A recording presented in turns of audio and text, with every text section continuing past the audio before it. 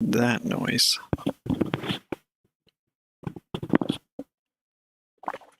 That is the noise of a giant mug full of tea scraping against a mic.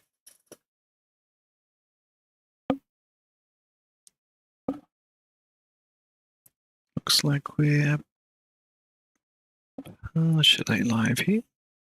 Now it looks like I'm all the way live. So, hello. I'm David from Fertile Pixel. I have my big cup of tea, and I'm ready. But my system is not. There are still lots of things going on here because it was shut down. And I guess it's getting old enough, and there have been enough updates come in to slow things down that, well, not entirely ready perhaps. Yes, that things are still potentially a bit slow. Hello, Newman. Or, yeah, does that make sense? Yeah, I'm going to move the chat right over here so that I'm looking in the right place for now while I load everything up and wait for the system to do stuff. One day I'll save up enough money and buy a new system. It'll probably cost about as much as houses by that point. But, oh well. It is what it is. You missed the last one. Well, a VOD should be up. Or possibly two, because I think there was a cutout. I don't remember if it was in that one. So, it should be possible to catch up on that one. I might need to double check that I've got those going up onto a playlist. Yeah, no, not pre-recorded. That would require some organization. I would have to record it and then have it play. But no. Oh, were you the person in the last stream when I took about 5 minutes to notice your message and pre-recorded, or was that somebody else? But yes, I'm not good at noticing messages, and it's fine for Twitch because I can have something make a noise when I get a Twitch message, but for some reason, people just don't like making software with good usability, I guess. So I have not got... oh, did I just double open Unity? I hope not, because that's like the slowest part of this process, and it's slower when I'm streaming. But I figured get the stream going because I have a fun story. I spent about, I'd say 3 hours carefully going through. No problem.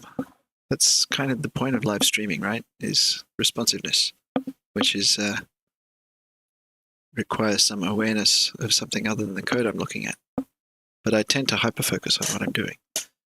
So yeah, no problem there. Yeah, so today in my day job, I had some code that I'd changed a number of weeks ago because I'd had other stuff come up and I just got back around to it.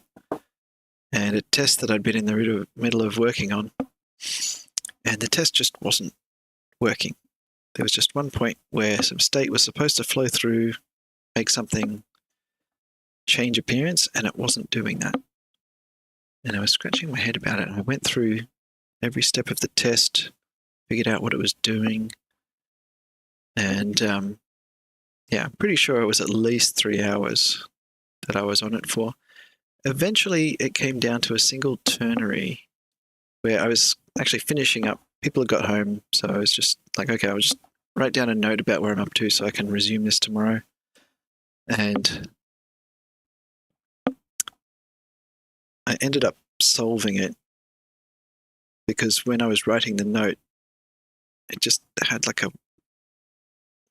no, the only way that could possibly be happening is if I got that simple ternary expression backwards. And then I looked at it and went, yes, that does look backwards. So I flipped it And then the whole test passed. It was only getting to like halfway through the test, and I'd updated a bunch of other things. So that was a big shock. It was so shocking. I actually, what would you call it? I yelled out in surprise that it had actually done that. Could be the rubber duck effect. I wasn't explaining it to anyone or even an imaginary person, but yeah, I guess I was kind of explaining it to myself by writing a quick note to make sure that tomorrow I'd be able to get my head back into the same place. I think it's called a plosive when you just kind of call out a noise. I'll look that up since otherwise I'll be misinforming people.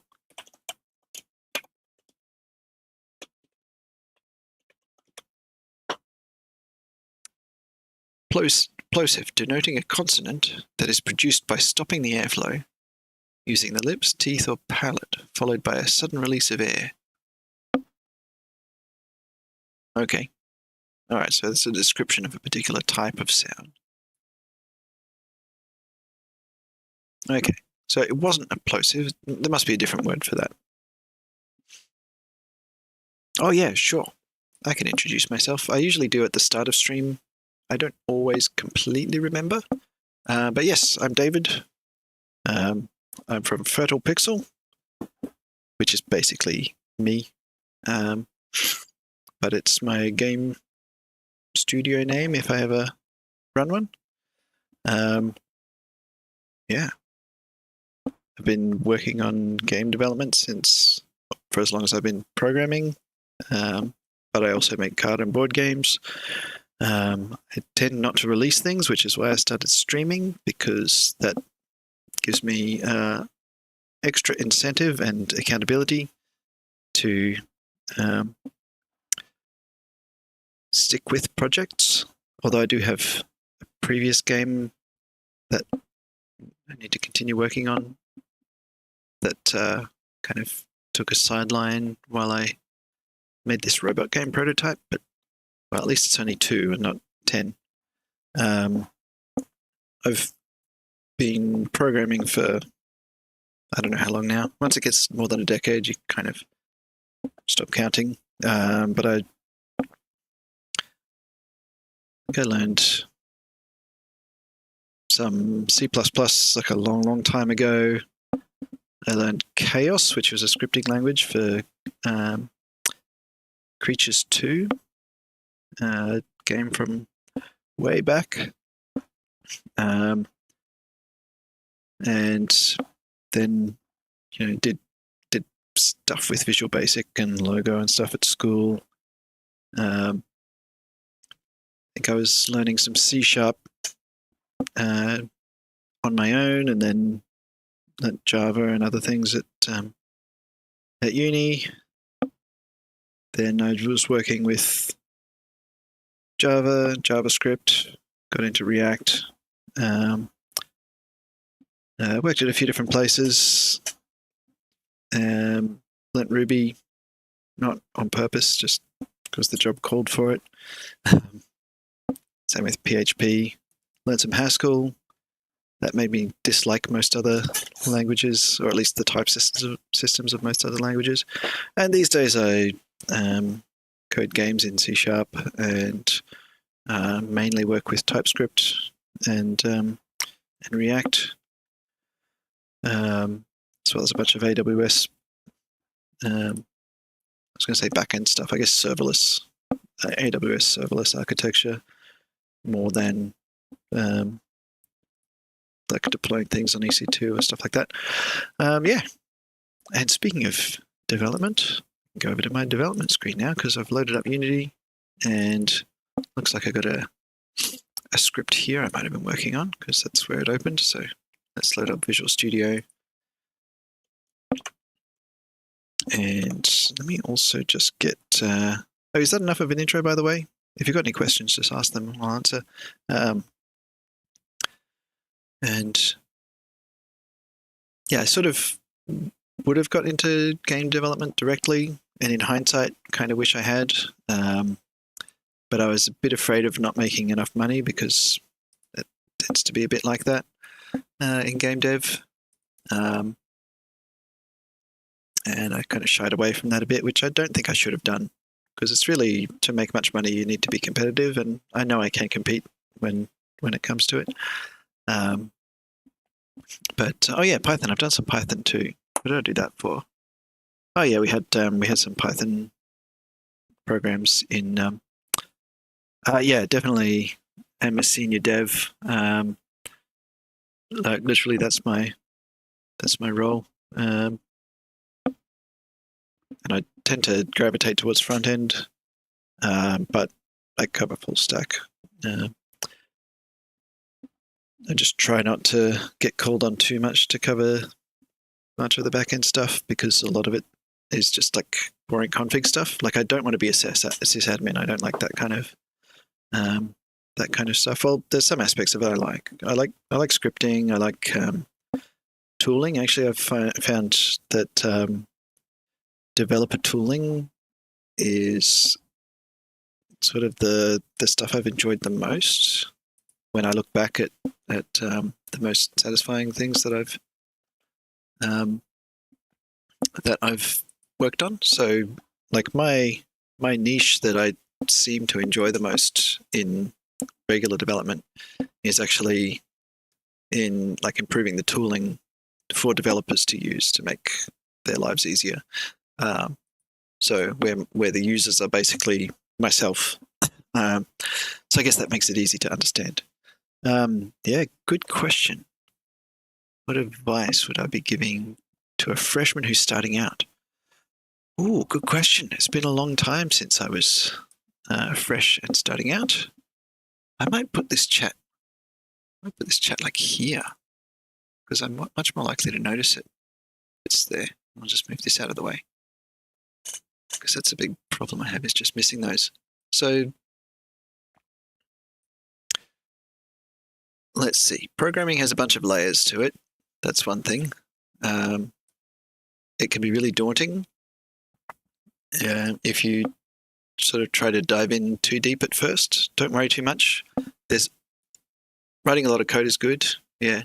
There are always going to be loads of people who know lots of stuff that you don't know. And that doesn't mean that you don't know much. Sometimes it is because you don't know much yet. But like, there are people who know loads more than I do about different things. And then I know more than them about other things. So people tend to get into niches. So one of the biggest problems that permeates, I think, a lot of professional areas, but programming, it's definitely very prevalent, is imposter syndrome. Like the feeling like you sort of don't belong, like you're not up to the level that everybody else is. Asking for help is good. Don't let so imposter syndrome, basically what you tend to see online is a lot of people's sort of polished, finished products. The stuff that people are getting and showing tends to be the stuff that has already been tidied up. It's gone through all the messy iterations. And so that's what you tend to see. And so you get this really skewed view that everybody else has it all together and you're just stumbling around. That's another reason why I like doing live coding, because you can see that, I know a bunch of stuff, but I still get tripped up by stupid little mistakes, and I don't write perfect code straight away. Like right now, the architecture of this stuff's kind of ridiculous. Like where this thing here, the way that this drag and drop of the things that go here onto here works is completely different to that, and that's just because I kind of made it work one way and then improved it here, and I'm going to go back and fix it. But you would never know that if you hadn't seen me developing it, because I'd end up iterating on it and tidy it up. And even if you were to go through my Git history on a team project, I always write my code, tends to be in kind of a messy set of commits, and I'll usually try and rewrite those commits to make it just cohesively tell the story of the code that I've written. So to split up commits, if it makes sense to split them up, combine them where it makes sense. So that would look like I've written great code. well, assuming it's great by the time I finish with that. Let's say adequate, just for a bit of humility. So it would other team members looking at that might get the impression that I'd sort of gone through in a logical way and written the code well the first time. But the reason for doing that is not to try and make people think that I'm perfect. It's or that I don't make mistakes. It's basically because that makes it a lot easier to sort of read and understand the set of changes that are being made. So someone reviewing the code will have an easier time. But yeah, so that's one big thing is expect to feel like other people know more than you, and find whatever ways you need to not worry about that, because it's all an illusion. Basically, nobody really knows what they're doing, other than in quite a narrow space. And even then, a lot of people muddle through. And as long as you have a good set of processes that you get in the habit of going through, you won't have any major issues. But yeah, asking for help is a big one. But also, like, don't get in a bad habit of just watching tutorials and not actually trying things, or as soon as you hit a problem, immediately Googling for a solution to it. Sometimes that is going to be the fastest way to get a solution, but probably the best thing to do is have a crack at trying to do something, and maybe you don't know what you need to yet to do it, and you'll try and fail, and that's fine. But then when you do go and search for it, then you've at least kind of had a try and had practice at thinking through it. Because ultimately with code, any code that's already been written doesn't need to be written again. It probably will be a bunch of times. Anytime someone releases a new framework or language, things tend to need to be remade. But the whole point of it is making new code that doesn't exist yet. So that's what the goal is, to be able to make things that don't exist yet. And I think I have a bit of a bad habit of trying to find, well, I don't know if it's a bad habit.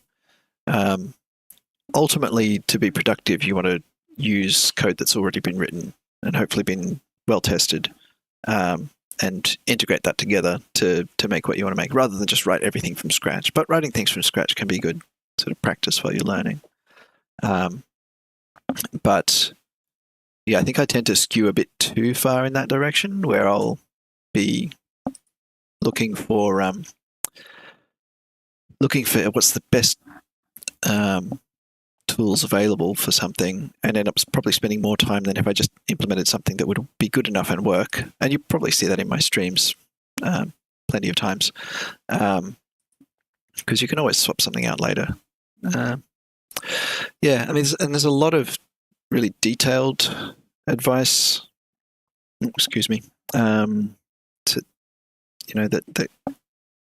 can be useful, but it kind of depends what level you're at. I guess the other thing is just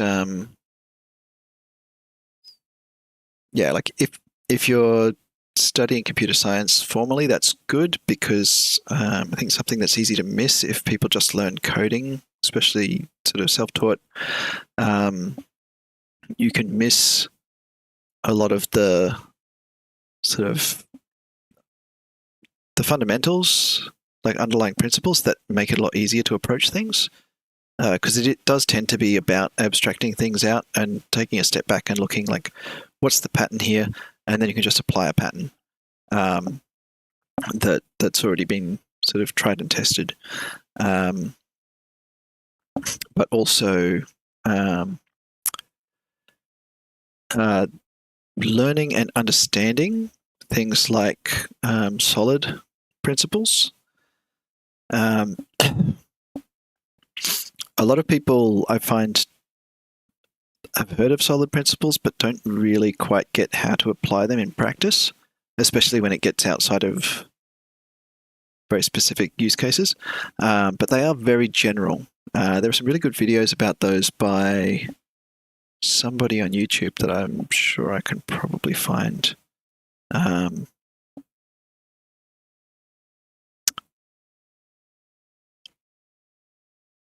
drawing a blank there for the moment, but I'll make a note. Maybe next stream or something, I'll add it to a description.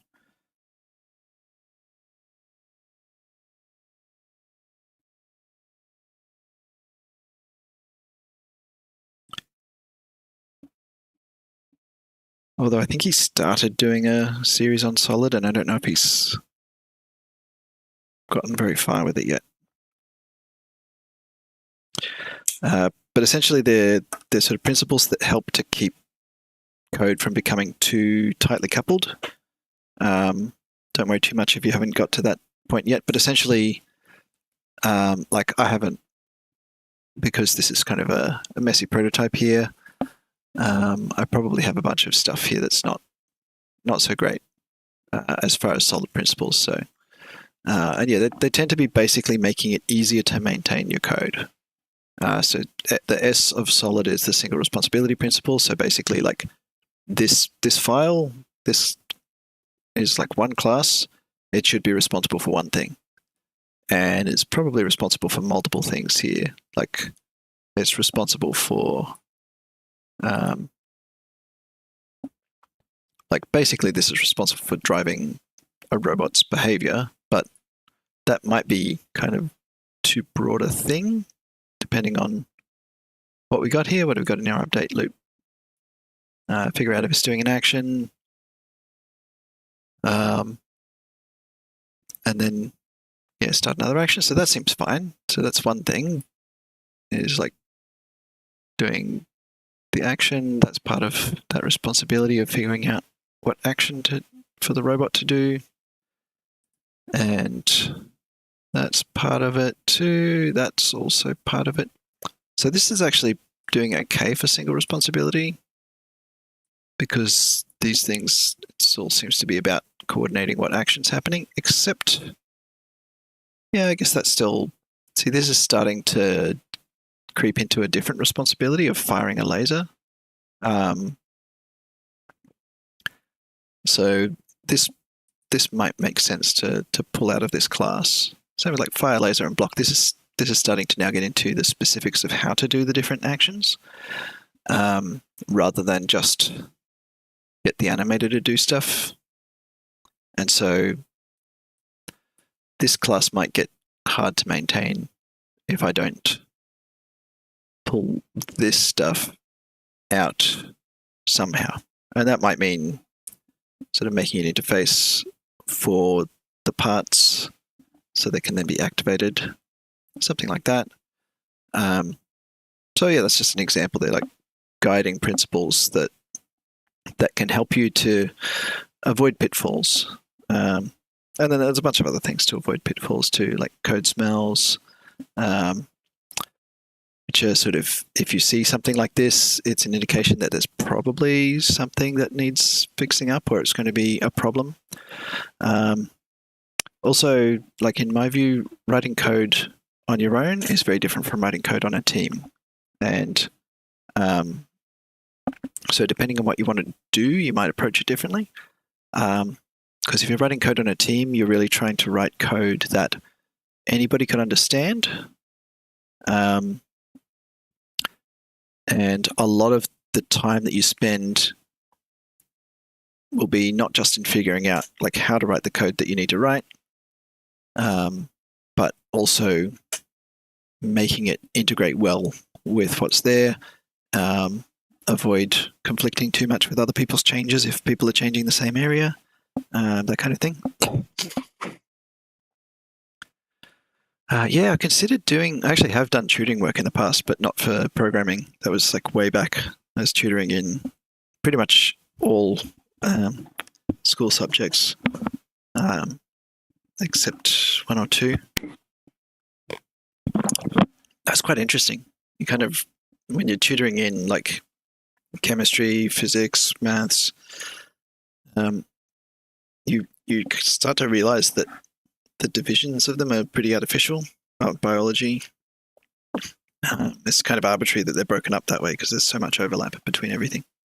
Physics, But yeah, I kind of didn't see it back then, learning it at school. But when I was teaching kids that stuff, then it all kind of clicked. Wouldn't mind figuring out how to just do tutoring online, just sort of have some office hours available with where people could sign up. But why did the focus just jump over to there? That's interesting. Nothing embarrassing there, is there? No, just regular normal stuff. Well, anyway, I might get into some code. Let me see what was in this to do here. I know there were a few things I was thinking about. Nesting the shield prefab so the rotation is correct. Let's have a look at the bad rotation first of all. I'll need to press that button because I've shown the blueprint editor.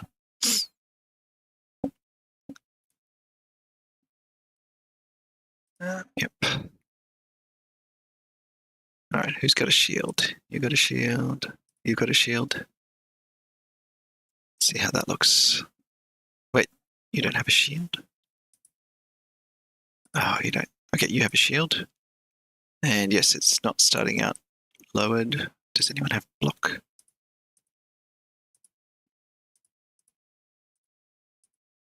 You. So yeah, it's holding it at the wrong angle, and then it's doing something weird when it rotates. Let's pause that.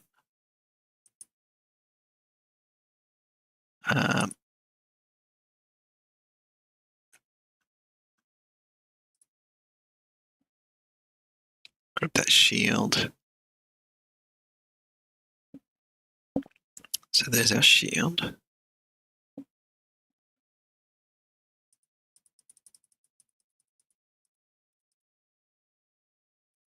Ends up down way too low.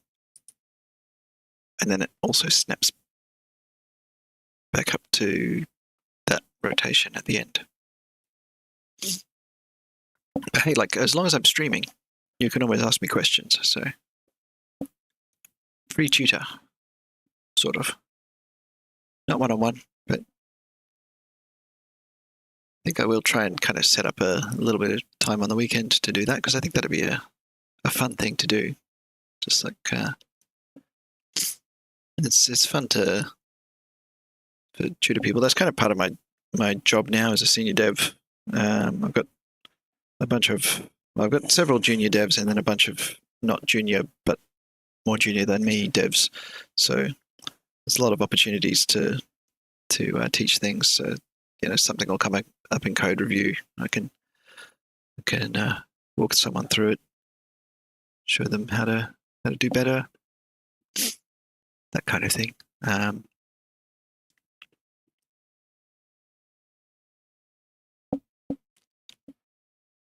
That'd probably be more interesting than my day job too, if I did that for my sort of a chunk of my time,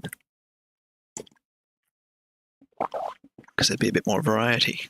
Okay, so I want to nest that. That's what I'm thinking here. So I'll just stop that properly. Got my shield here. That's the prefab. And right now it's just this. And we've got this animation, the block animation, which is based on that. So I think what I need to do is, how am I going to do this? How do I get that nested inside itself? Can I copy that and then just paste it as a child of itself? Yes, so now I have a shield nested in a shield. And then I'm going to reset this and see what happens. Okay, so that reset that. So I'm actually going to paste another one, am I? Oh no, that did work. So yeah, this has kept its local rotation. right there. So now it's at the appropriate angle that I want to start at. And this one here, yeah, there was this problem where hittable object requires a collider, because I've used require component collider on it. So I think I can just go edit script here.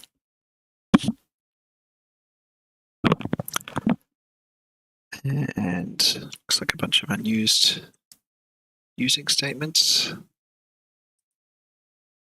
Yeah, so basically I'm requiring these to have a collider 2D and a rigid body 2D, and that is basically for convenience when creating it, so that you don't forget to make these things. And then that means that it can have collisions. But I think it can have a child with a collider and still have collisions.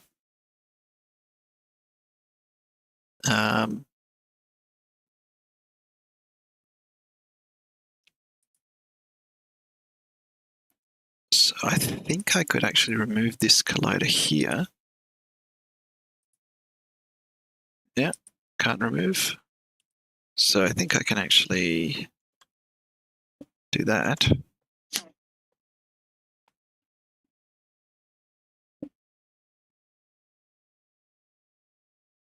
Let that recompile. Then I can remove this. I'm not 100% sure that it will work. I think it will work. Like the rigid body will still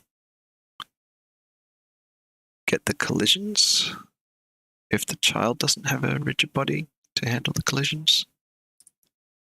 But maybe I do just want the child to have a rigid body. So yeah, I could just make, let me just check this shield. Okay, it's got nothing in it, so that's fine. So I can actually, oops, can keep that because this doesn't have to have hittable object on the top level. I can just have hittable objects on there. Davina, hello. You're from Sri Lanka, eh? I think I know someone from Sri Lanka. So you probably wouldn't know him though, because he's lived over here for a while. Hang on, if I'm remembering my geography right, Sri Lanka's like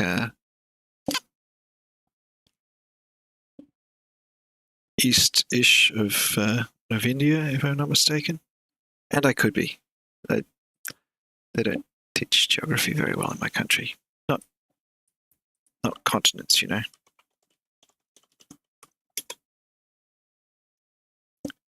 What do I develop? I develop games for fun, and I develop other stuff for my day job. So is Sri Lanka over here? Yes, it is. Yes, I do know someone from Sri Lanka. I remember correctly. I studied with him. I learnt surgery with him. And radiology and radiography and various other things. But yes, yeah, I basically make React front ends and some other stuff that's related to the back end of it for my day job. But that's just what I'm doing at the moment. I've gone through a bunch of different programming things over the years. I would do games full time if it gave me enough money to keep everybody fed and housed and stuff around here. Now, I was going to remove that hittable object and remove the sprite renderer. I don't need that. Because the whole thing was I was just trying to nest the whole thing. But I think I'll keep the shield script because that's something I need to find. Oh, nice, cool. Do you write C# or a script with something else? I think it's basically only C# or JavaScript these days, right? And even though I use JavaScript or TypeScript now in my day job, I do prefer. Let's remove all of this. Do I even need that animator actually? Because I could have the animation play. Oh, that's a good question.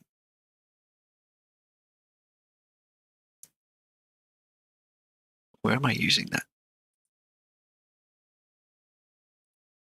Cool. So have you got anything that's playable by someone at the moment?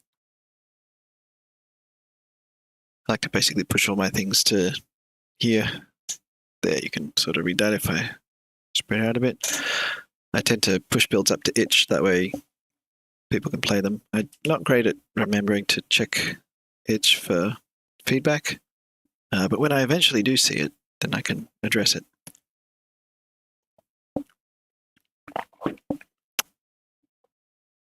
Yeah, so I'm calling shield.activate.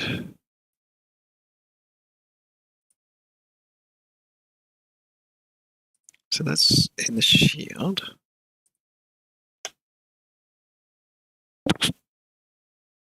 So it's just a simple activatable part. Is shield. And that's playing that. Yeah, okay. So basically I want the animator here because that does the activate action. There's my shield wrapper and there's my shield. Let's just call this actual shield. And I might need to do something to get the headable object health bar to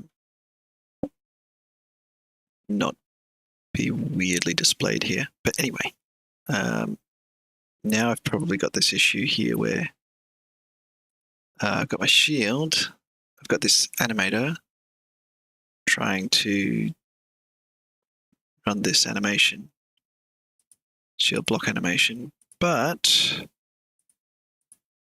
it's not going to work because this is shield and I need how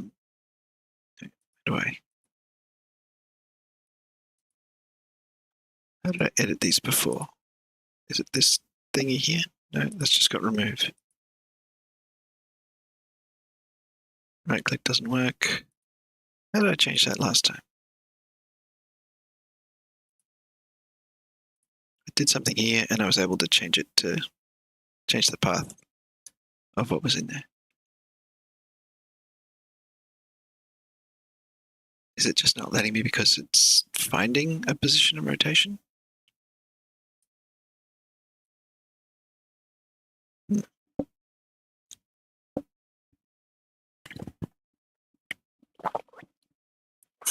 Ugh.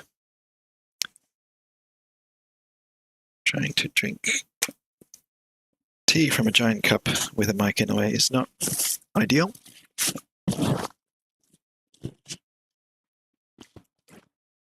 But that doesn't mean I'm going to stop. Kind of need a straw, but that also feels wrong.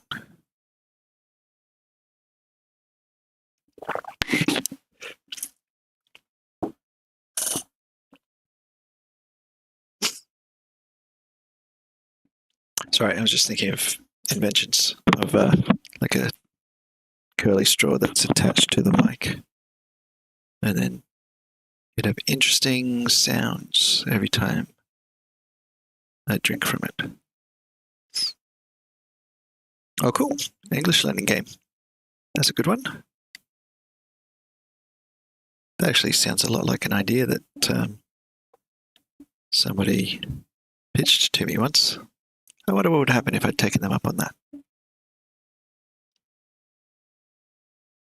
think I already had a lot of financial responsibilities at that time, so I couldn't afford to just drop what I was working on and go and sort of set out on my own project. But one day, that's cool.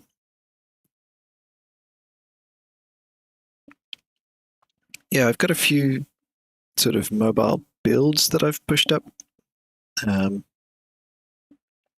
but never got as far as actually doing a proper release on a Play Store or App Store.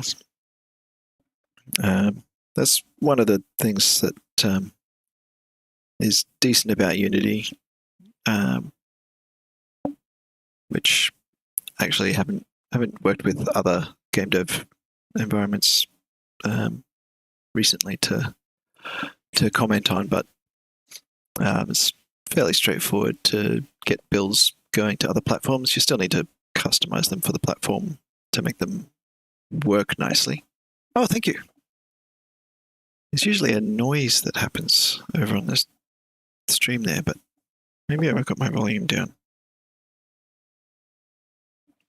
Or I might even have it going to the wrong place. Don't think so, but let me check. I can't tell very well at the moment. Oh yeah, it looks like the right place. Yeah, one of my ears has been blocked, and I got some spray that seems to work well because it makes a fizzling noise, which is always a good sign. But I'm very tempted to. Basically, you're only allowed to do like 3 sprays per day, and it says for a week, but not more than 30 days. It's very tempting to just keep spraying it in there and listening to the fizzle until I can hear properly again. Where am I from? You can probably tell from the thing, but I'm from the east coast of Australia. Lived up and down, and overseas a little bit.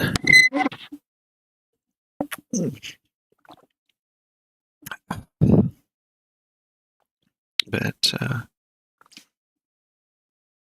yeah, it's pretty much. I've considered moving further south because it gets a bit too hot.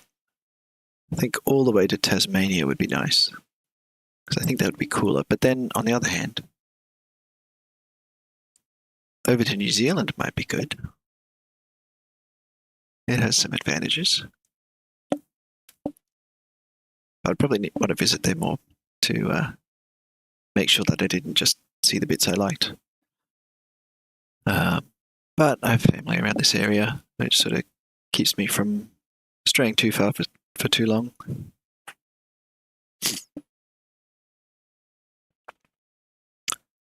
Yeah, I think there's a bunch of people from various places live in Australia. I probably met multiple people from Sri Lanka, but wouldn't have realized there's only one who I specifically know that he's from there. Now, I've lost my train of thought here. What was I doing? I've got my animation. Oh yeah, I was trying to update this animation. Wait, can I do?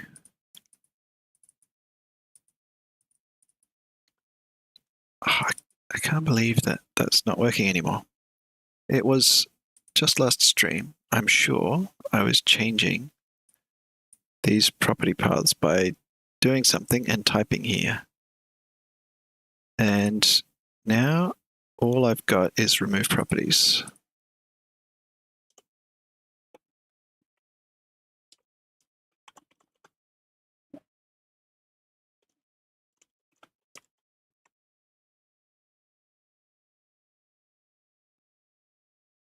Because the problem I have here is that I can't like remove the transform, which is the only way that I would get these to be no longer valid, which was, I think, the situation that let me change them before.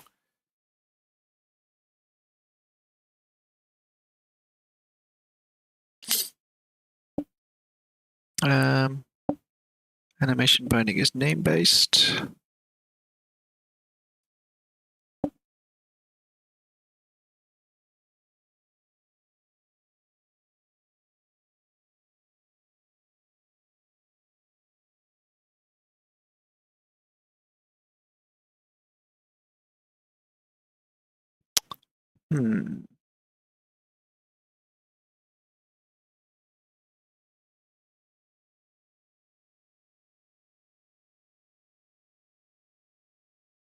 When's this from? 2015. That's 9 years ago. It's probably a bit old.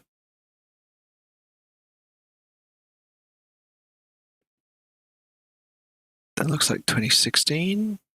Probably not worth popping open. This is about fixing animated paths, and that looks like it's just that again. Anything here?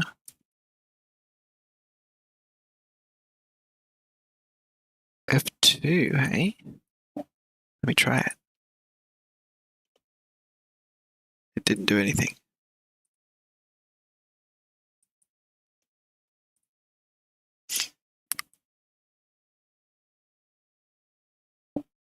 I think my other option is to go just change it in the file.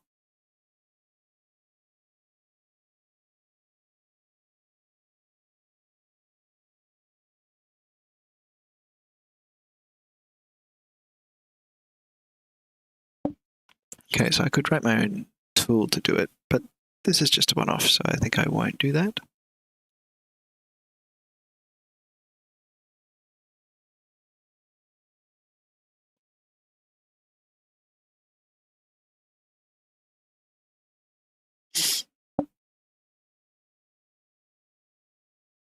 Cool.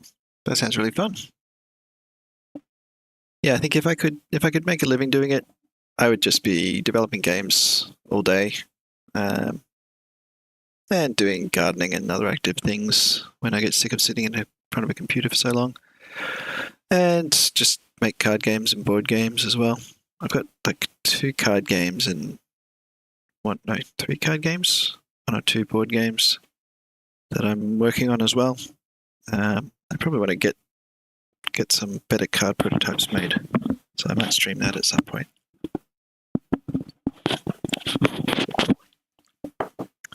I've never really worked on like film. I'm in a film. I'm in a music video for a song that a friend of mine made. He didn't make the song. He was like the videographer guy who was doing a competition, so he got paired with a band. So that was fun. But yeah, other than like playing around with cameras, like video cameras as a kid, I haven't been much involved with it. I imagine it'd be fun, but probably. Actually, I like photography. I think there's probably some overlap with that.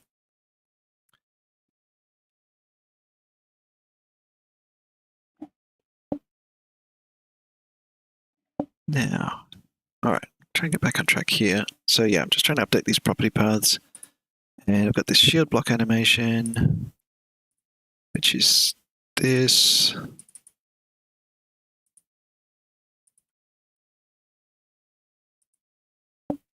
And then if I select shield, right. Oh yeah, so this thing, I want to remove that animator. Oh, that's no good. The magnifier is covering up the drop down, because we don't want that. And up here, yes, up here we've just got the shield script so that the robot can find this at its top level. And we've got that animator to allow it to be activated. And then down here in the actual shield, we've got the hittable object. Shield script we don't want because we've already got that up there. Yep, move that. Oops, just collapsed. Oh, Mushroom Squid is now following. Thank you, Mushroom Squid. I don't know if there were extra letters in front of that because it was like hard to read. I need to get a bigger monitor over there. Or actually, I could put this on that monitor. That one's bigger. But this one's the biggest. Maybe I should be developing on like the medium one.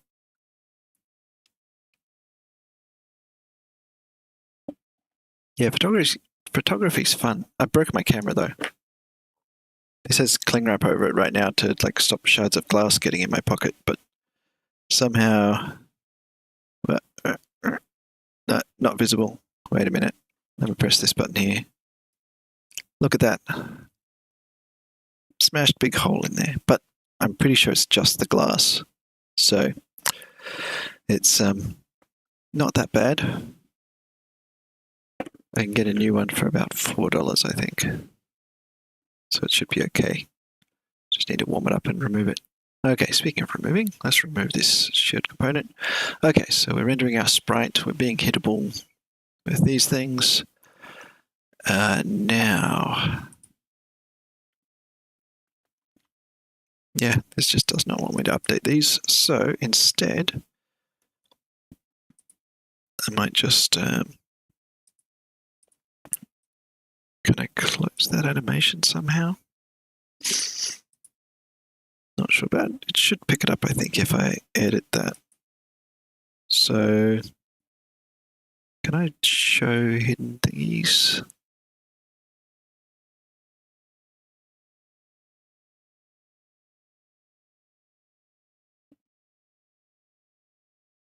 So I know that the meta files are hidden, the metadata files.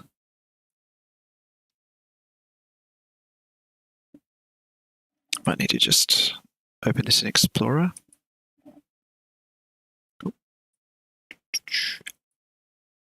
Well, thanks for stopping by. I actually should check my time because I kind of need an early night. Got a lot of health things going on at the moment, which is strange because I'm still young, right? I'm in my 20-somethings. Nah, that was decades ago. How long am I setting this for? Let's set this for this long. And hopefully that'll make sure that I don't accidentally stay up too late and stop things from healing. All right, so here we go. Wait, what? Yeah, so we should be in the shield directory here. And I haven't checked what I've got in my directory there, so let's just do that. So what I want is my shield block animation. Actually, just the anim file, right?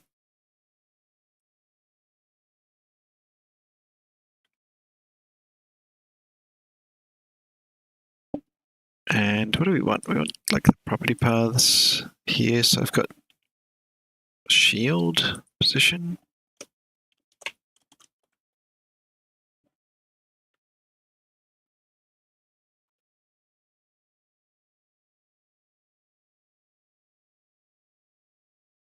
Okay, so that probably just means top level. Okay, I've got position.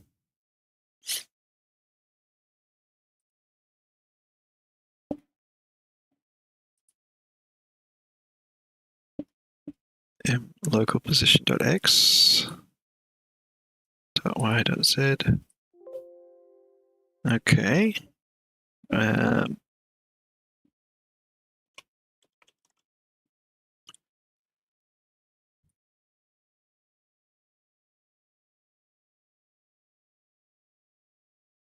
Interesting.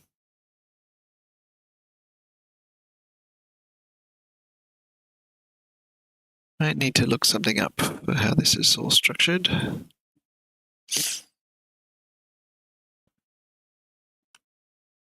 But maybe I'll just start at the top here and just have a quick look. Okay, well, it's in YAML 1.1, which is yet another markup language, or it also stands for YAML ain't markup language, I've heard. And I think that's official. Which makes sense because it's not a markup language. Right, it's not tags wrapping around things.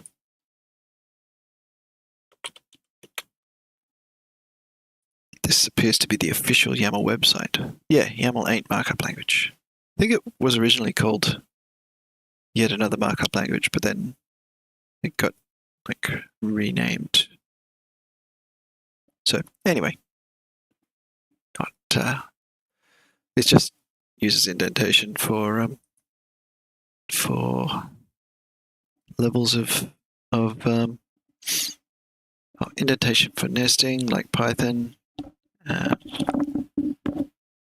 Puts dashes on things to make lists, and has key value pairs. That's pretty much YAML in a nutshell. All right, so we've got an animation clip. I assume this is some stuff about the animation clip here. And then we've got some Euler curves, or Euler curves, depending on how you want to pronounce that. European or not European way.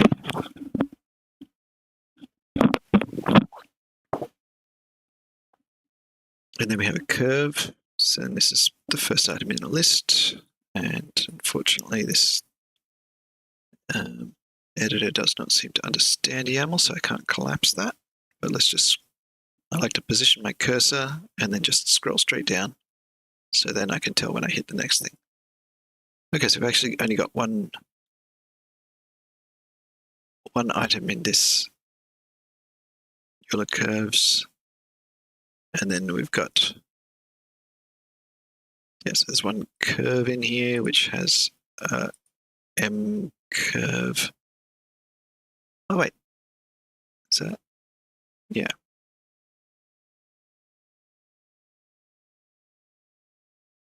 So yeah, at time 0, we have this value. And this is just describing the animation curve, like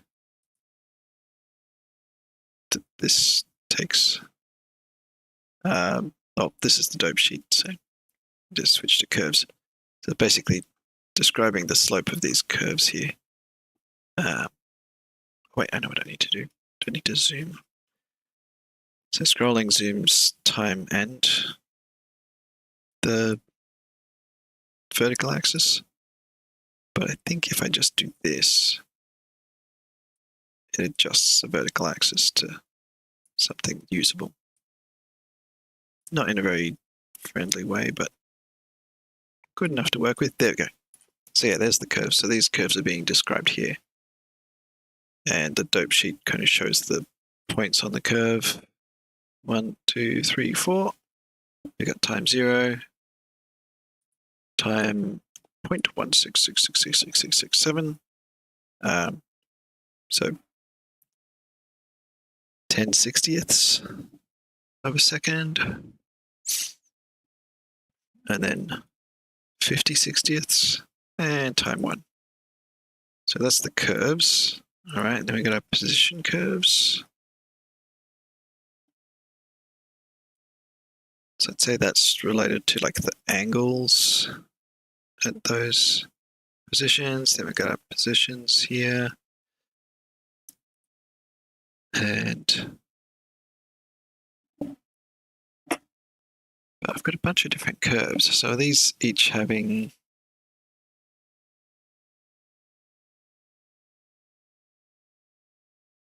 we got X, Y, Z.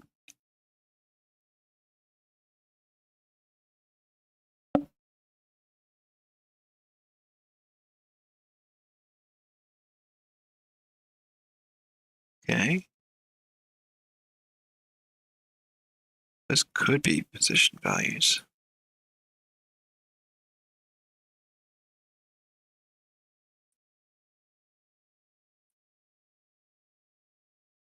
That also could be position. We got scale, float, etc. Clip binding constant. What I really need is like another animation that has something nested to see how it represents that. Animation clip settings. Editor curves.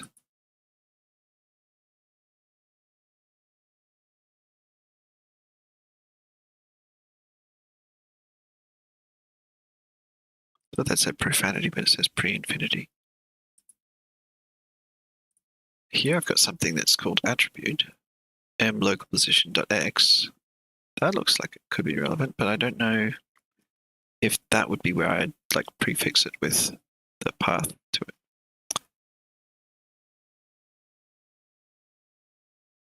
Local position y.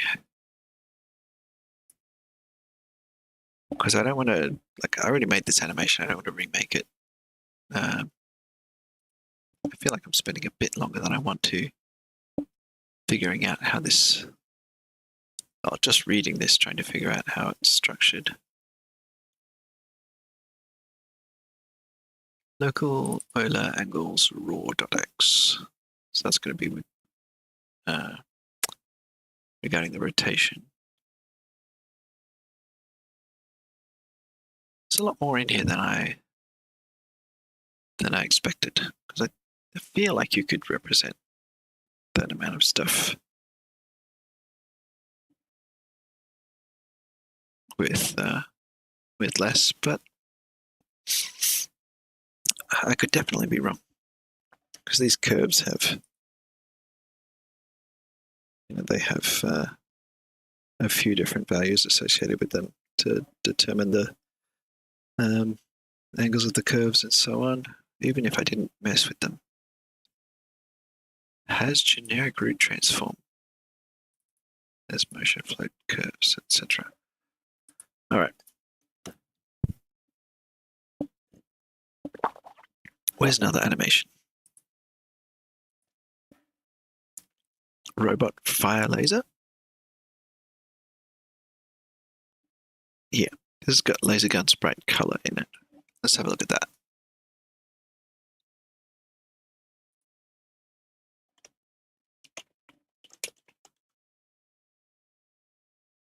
Path.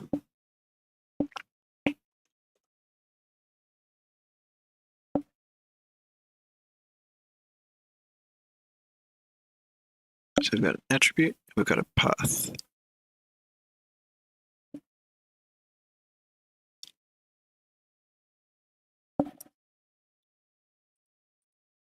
Okay, cool. Yeah, that was a much better idea. So if I have a look here, path, aha, nothing.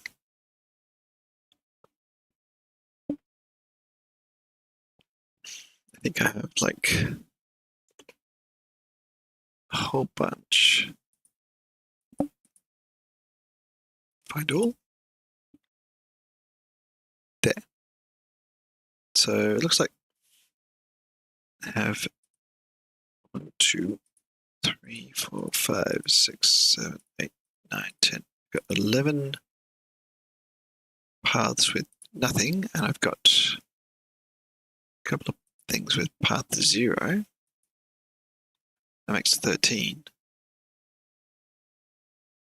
And did I just change that? No, that's just some more interesting curves. There you go. Get to see some fancy curves here. I didn't move that magnifier back there. There we go.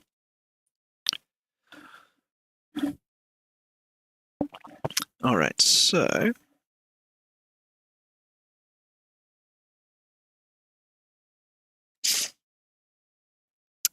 let me go back to the shield animation. Okay, so what I've got here, I have 6 things in here. 11 of those, that doesn't really correlate, does it? Let me try and see how deeply nested are these. Oh, it's got a cool space after it.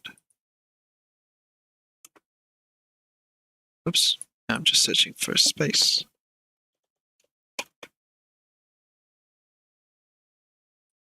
So I'll find all of those. Yeah, that still seems to work. And I'm thinking maybe if I grab that whole thing like that, find all of those.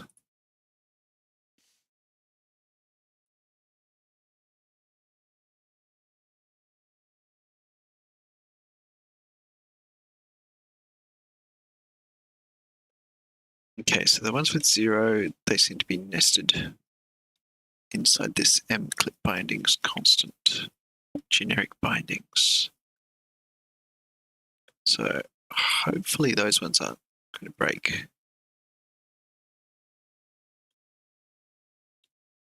So we've got some angles. So we've got local Euler angles raw, local Euler angles, so non-raw. Would have thought you could derive one from the other, but hey,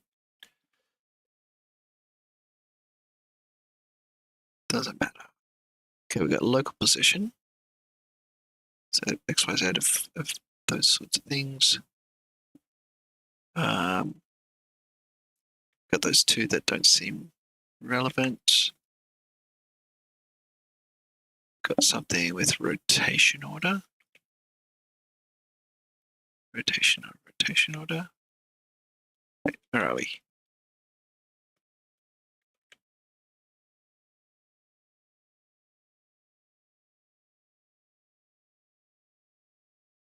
So that's applying to just that curve, I guess, is it?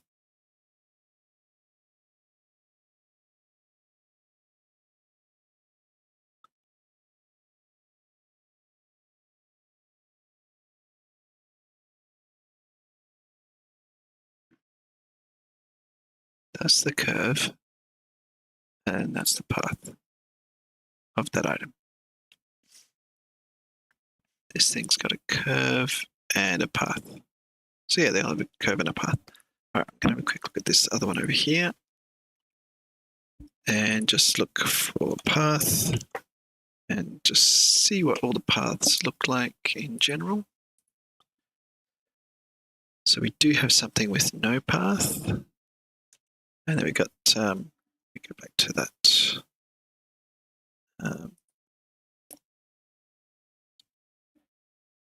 This one here. So we've got a position, X, Y, Z. And we've got a laser gun sprite color, which is, I think, laser gun / laser gun sprite within the parent.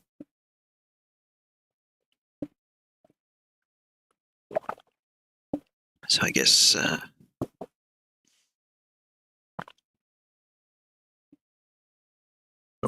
that's different. That's inside the generic bindings. So yeah, probably just don't touch those because they don't look like they're related at all to the hierarchy. And we got some here that are empty, and that's that local position XYZ, and that's because they're on the root object, which is what we're dealing with those other ones. And then we've got that sprite color. And this is like the color R. Red, blue, green. Of course, because I put them in RGB order. So that's the red, green, blue of that color. And then what's this? That is also red, green, blue. Red, blue, green. Why? Why is it done twice? And we're looking at rotation order.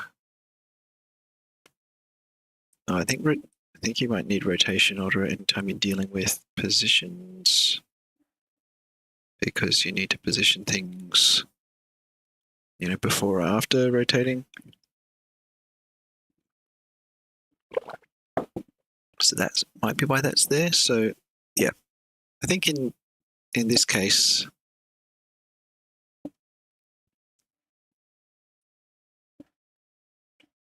I'm going to just copy that whole thing in case I break it.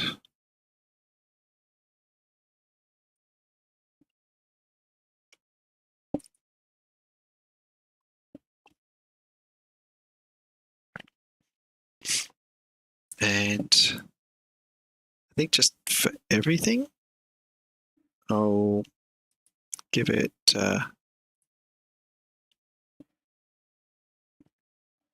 I'll just add actual shield to the path. Like that.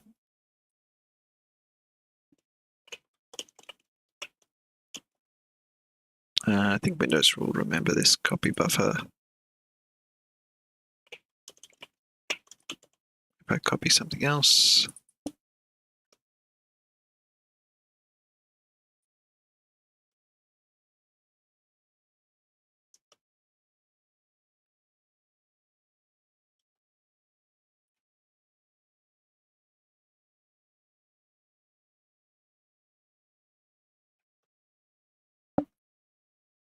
so I don't know how long that took, but felt like too long. But hey, this is development. Doesn't matter. Okay, so I just did that. I'm going to hit save. I'm going to go over here. I'm going to click on this again to. Yeah. Now we've got this. What happens if I select this and press play? Ah, seems to work. If it's broken in a subtle way.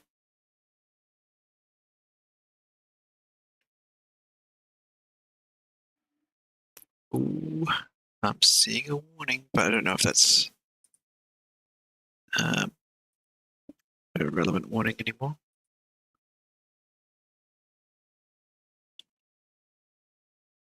Hittable object on shield. I think that's just because I had half adjusted that. Yeah, let's give that a try.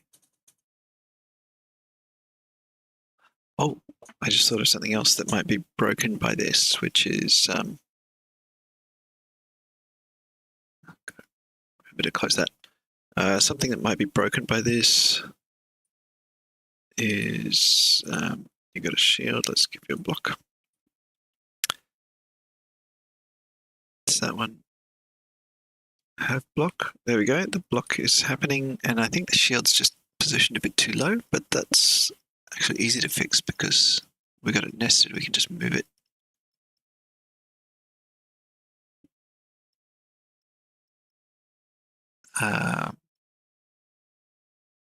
I need to move the whole animation curve up though. And how's that animation looking? It actually drops down before it swings up. So there's something about its. Oh yeah. I need to set its initial position. But yeah, the other thing that will be broken is I'm pretty sure when doing a block, the robot will try to check if there are any shields.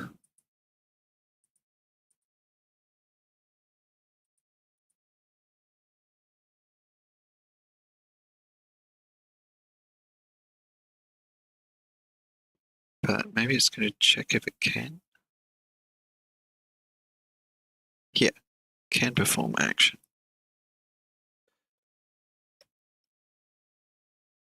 So first of all, checks, do we have that part in the blueprint?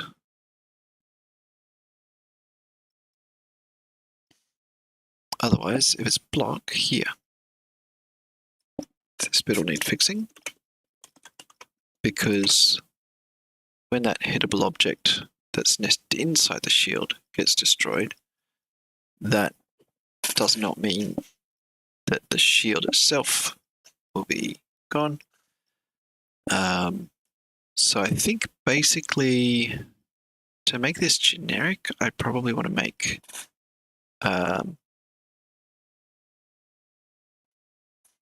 simple activatable part have a way to tell if it is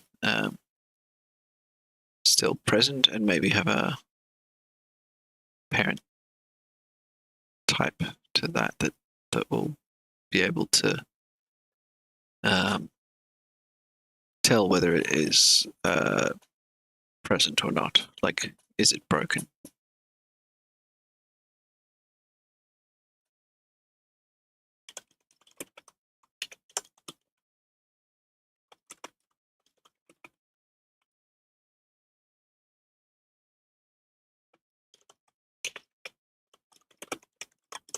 So, yeah, it shouldn't be too difficult to fix. If I go here,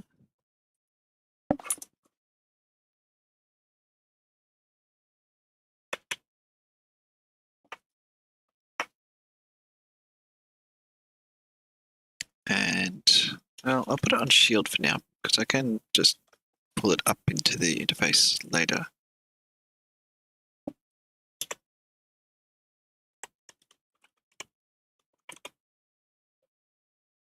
I think I want it unboxed. Ooh, oops. But I think is broken will be reasonable for pretty much any part to have. And if they're not breakable parts, then they would just always return true. Could be a property as well. Doesn't matter, I can always change that. Return false, what a great implementation. Well, at least I guess it's a working implementation, but basically, in this case, we're going to like get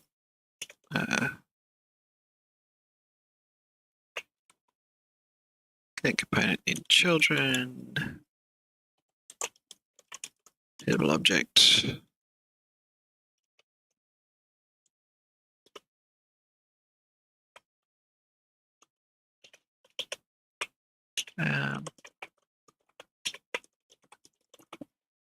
Here's our shield structure representation.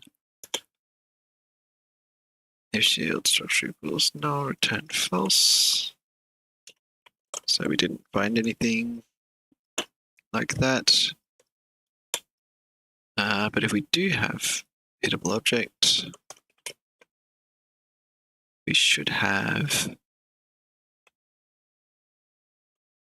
current hit points. I don't know if we can actually read those. HP. I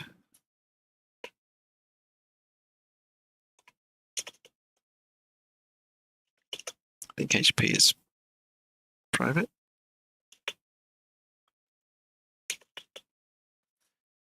All right. Where's hittable object? What's that got?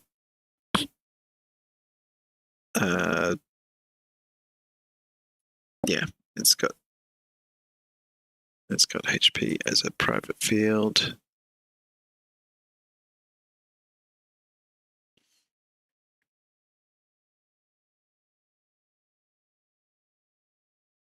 Could expose a property for HP.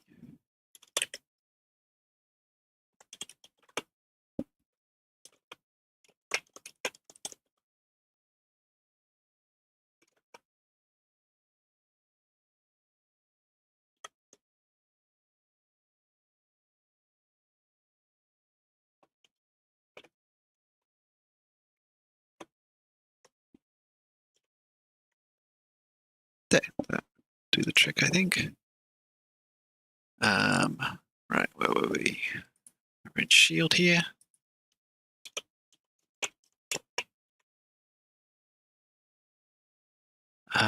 Broken. So if hit points is equal to 0, that's broken.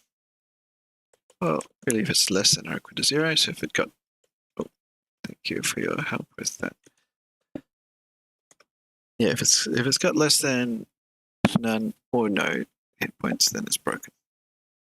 So that gives us a is broken that we can call from the robot just here. So it gets a shield. And it's not going to be that. We basically want to filter that down to just any non-broken shields.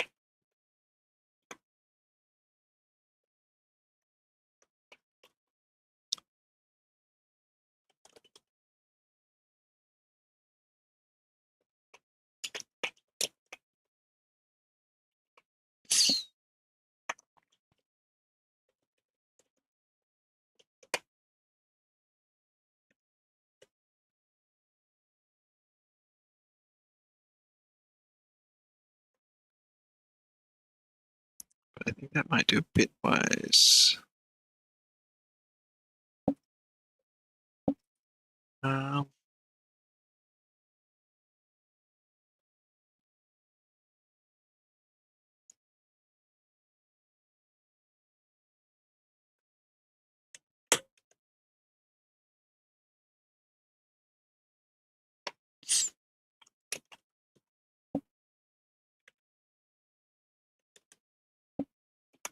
I'll just do it this way to be safe.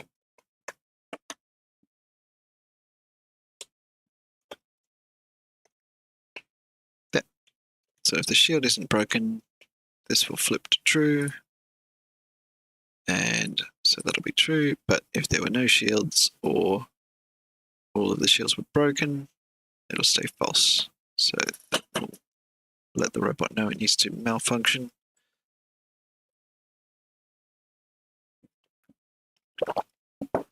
It's actually kind of good having the breakable part of the object be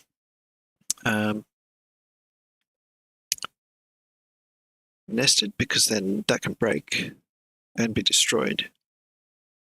But the game object that has the script for the part can stay there, so that means it can do part-specific checks for things like brokenness. And it means that the robot can,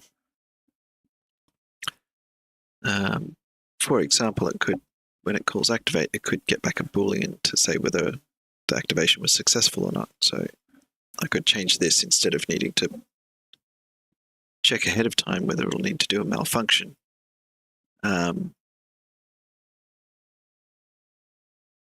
Which, yeah, like check if it can perform an action. It can just try and perform the action, and if it gets back a false from the part, then it can do a malfunction action instead. Something like that.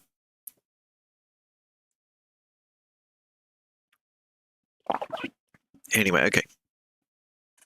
So yeah, there's been a stream of mostly getting this shield working and figuring out what's going on. Okay, so that should fix that.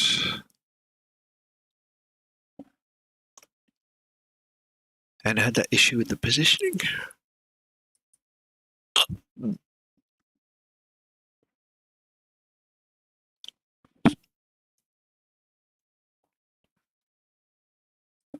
So there might be something else going on.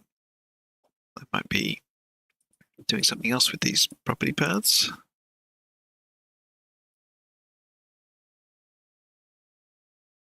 So we've got our initial position here being that, negative 0.16, 0.266, and negative 1. So that looks the same as this initial position here. So what's the deal here? That one's zeroed. I wonder if this is doubling.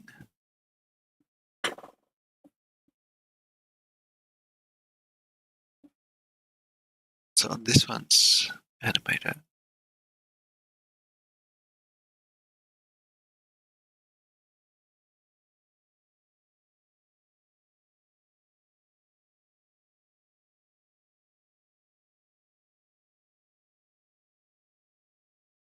I wonder if I need to,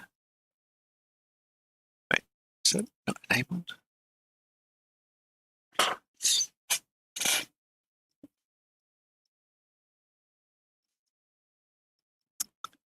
I'm nearly out of time here. Because it's not that important. Well, actually, it kind of is important.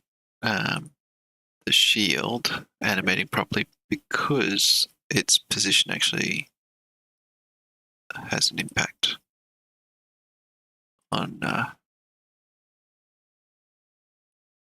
its ability to block. Not blocking. Okay. So it's still held down too low and blocking too low. Okay. I guess that's just the whole thing being a bit too low.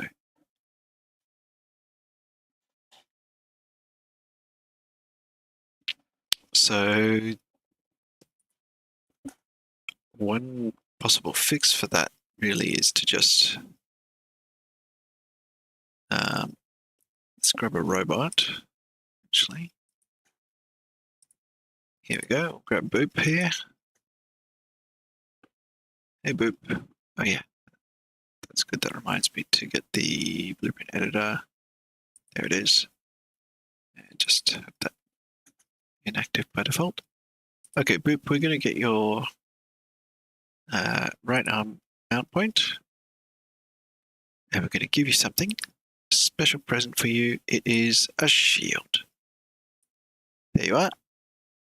See, that looks good. It looks like it's in the right spot.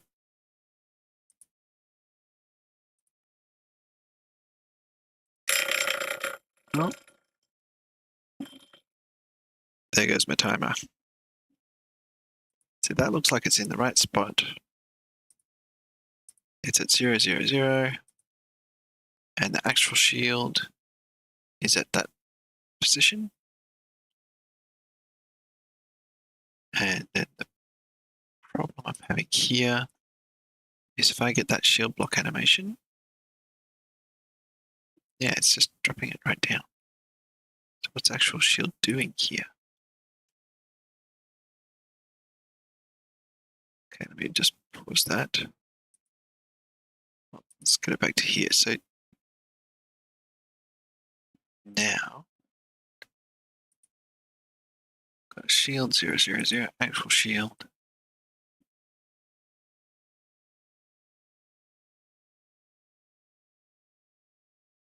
Am I going crazy, or does that look like exactly the same position that it was at before? Like those numbers.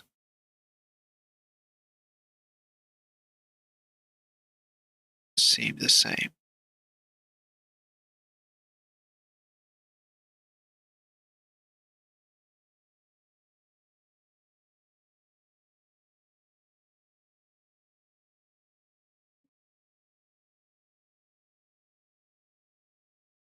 I don't know why the animator is disabled on that. So yeah, whatever I just did then, that got it working again. But as soon as it's like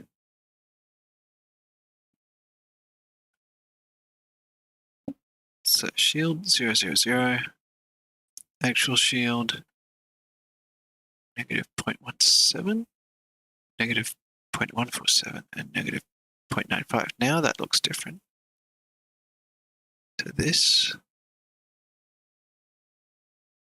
See, so X slightly further across here. Yeah, 0.147 versus 0.266 is notably different.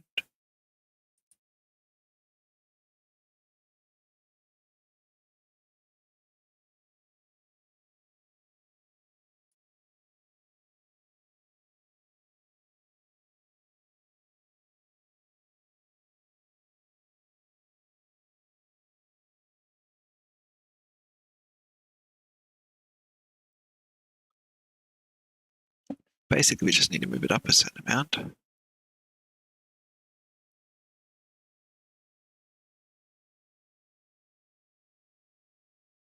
Which we could do. How?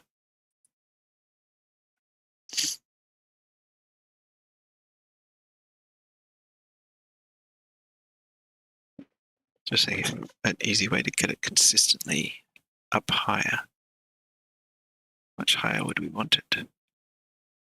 So I can move the whole shield up on the mount point. 0.07. A bit higher than that, I think. 0.8, 0.1. 0.1's a nice round number.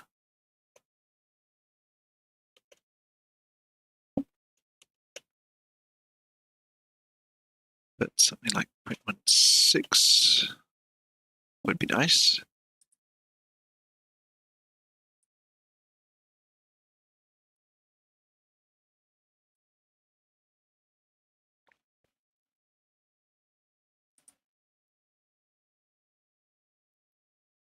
looks good. Yeah, so the thing I was thinking of doing was just put another object in there, nested inside it. Or I could just add 0.16 to all of the y values on here.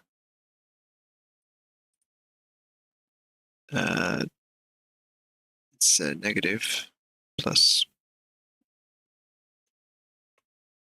So instead of 266, we're looking at 106. There we go.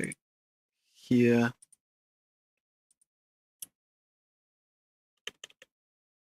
Point 1.6. It's going to be positive 0.03. I mean 0.003.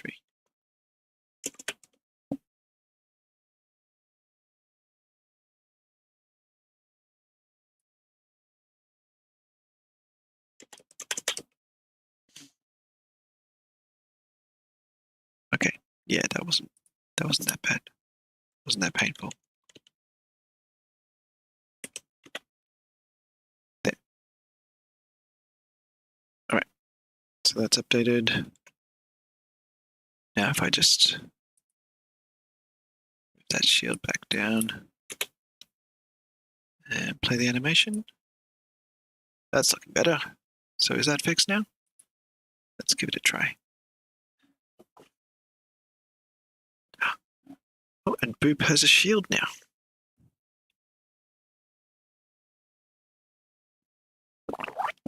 But it's still just malfunctioning because... Why? Oh.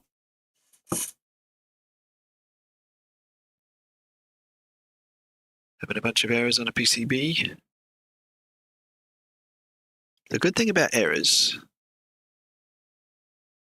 is, well, hopefully they're good errors, is that they tell you what's wrong.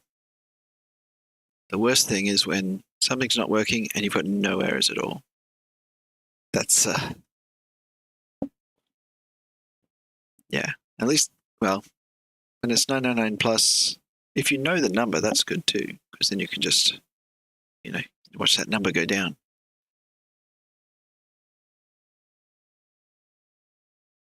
Still feel like they're holding the shield a little low, but not too bad. And they're kind of like hiking it up a bit. Actually, I think that could fix that quite easily. I think that's just in the shield prefab. Take the position of the shield, position of the actual shield. If I make that match starting position here,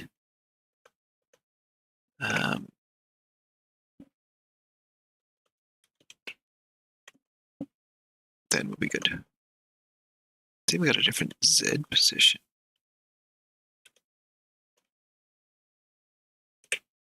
Okay. Yeah, that should fix that. Yeah, when the errors don't make any sense, that's a problem. Yeah, there's a little language, Elm, which can be a bit fun to play around with. And Elm has the best error messages I've ever seen. And that, well, not 100% sure about that because there may have been something new out recently. Ooh, double shielder. Is it actually trying to block though? No, it is not. Okay, let's just switch you to blocking and we'll get to see that. Ah, yes, the double shield block. Fantastic. Anyway, yeah, the error messages don't just tell you something went wrong or even what went wrong. They tell you what went wrong and what you'd probably do to fix it, which is really, really helpful, especially when you're learning the language. I think the state of the art has improved somewhat with error messages, so they are more likely to give you some guidance as to how to fix the error, for common errors at least. But yeah, it was the whole. I listened to an interview with the guy who wrote Elm, and he went into it with a philosophy of sort of trying to make the errors as helpful as possible, and it really, really showed. So I try to do that whenever I'm writing code. If it's going to give errors, I want the errors to do as much as they reasonably can to help the developer, who is often myself, but might be teammates, to know what went wrong and ideally how to fix it as well. So, yeah, anyway, on that note, what went wrong is I'm still awake and I want to go and get some sleep. So, yeah, got working shields here. I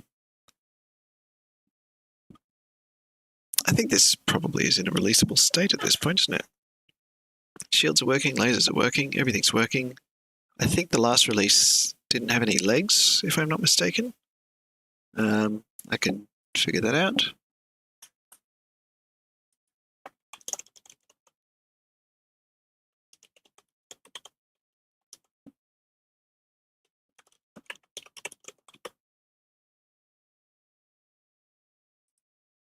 Let's see. Stop that one there. Let's get this one going.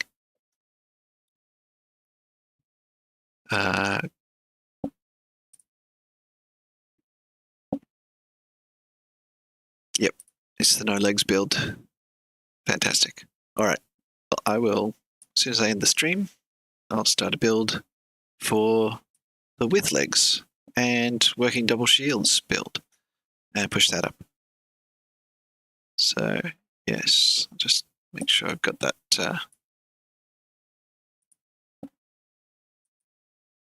Do have that blueprint editor minimized? Yes. And Boop can stay here with a shield. Sorry, I took your shield away, buddy. But you're not allowed to have a laser. Your job is to malfunction. For now. Yeah, cool. I think that link might still be in the description. So yes, happy error hunting, Omega Killer. Just imagine they're Omegas, and then you shouldn't have any trouble. Unless Omega Killer means not something that kills Omegas, but something else.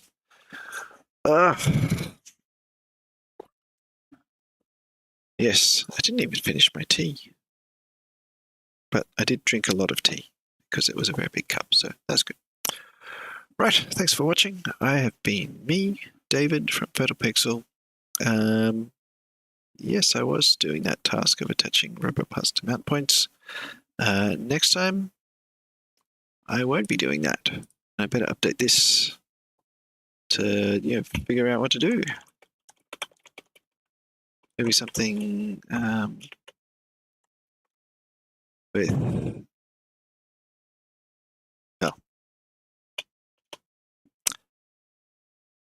I'll speculate elsewhere. But I think it'll either be something with the routine editor, making it more than just like a linear track, but instead add a sensor. Actually, that's as soon as there's a sensor, then that's a branch point in the routine track. So maybe that, or maybe something with getting this is broken, like pulling out a more generic part interface, so then whatever part is there can just be talked to in a generic way by the robot, and it doesn't have to know. It wouldn't even necessarily have to know about these different actions. The robot could just say, okay, I've got an action to do, don't know anything about it. I'm just going to check with all of my parts, can you do this action?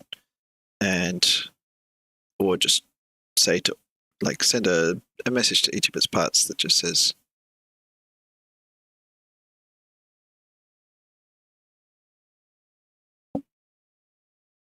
Ah, right. Omega as in the alpha and the omega. And yes, killer is self-explanatory. Ah, very nice. It's always interesting to hear how things come about. I'm streaming as More Pie now, aren't I? More Pie now is the name of a Lego robot that a friend and I made when I guess we were in high school or something. And I don't remember why that was its name, but it was. And then I took it up as a when I come in gaming and tried to always make some kind of yellow robot when possible.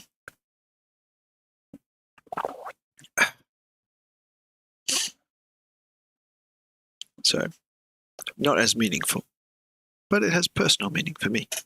All right, I better sign off and I better start this build. Let me get this build ready to go. Make sure I'm WebGL here. And I'll choose my spot to do that.